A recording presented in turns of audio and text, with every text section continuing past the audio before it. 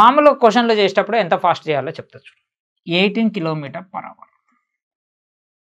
36, 54, 72, 90, 108, 126, 144, 162, 180.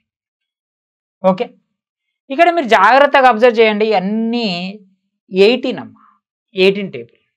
ఇప్పుడు నాకు ఇది 18 టేబుల్ కదా, ఇది 108 km/hని నాకు సెకండ్స్లో మీటర్/సెకండ్స్లోకి రావాలంటే 18 టేబుల్లో ఇది ఎంతలో పోతుంది? 6లో పోతుంది. ఎంతలో పోతుంది? 6లో. అంటే అప్పుడు 6 5 ఎంత? 30 m/s. ఇట్లా డైరెక్ట్గా చేయాలి. ఇప్పుడు ఎగ్జాంపుల్ ఇది ఉంది, 3 పోతుంది, 18లో 3 పోతుంది, అప్పుడు ఇది ఎంత అయితే 15 m/s. 18లో ఎంతలో అయితే పోతుందో అది 5 తోటి ఇంటూ చేస్తే అది మీటర్/s. ఇప్పుడు ఇది 8లో పోతుంది, అప్పుడు ఇది ఎంత అవుతుంది? 40 m/s. ఇది 7లో పోతుంది, అంటే ఇది ఎంత? 35 m/s.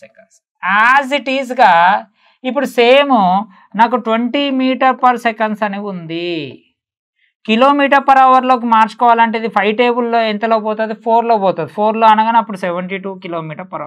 18ని 4 తోటి ఇంటూ చేయాలి. ఇట్లా డైరెక్ట్గా చేయాలమ్మా. ప్రతిదానికి ఇగో ఈ స్టెప్పులు వేయొద్దు. ఎప్పుడైతే ఇవి క్యాన్సల్ కావో అప్పుడు స్టెప్పులు వేసుకోవాలి. అర్థమవుతుందా? మనము మామూలుగా km/h అంటేనేమో 18/5 అమ్మ, మీటర్/s అంటే 5/18. ఈ రెండు మీరు గుర్తుంచుకోవాలి.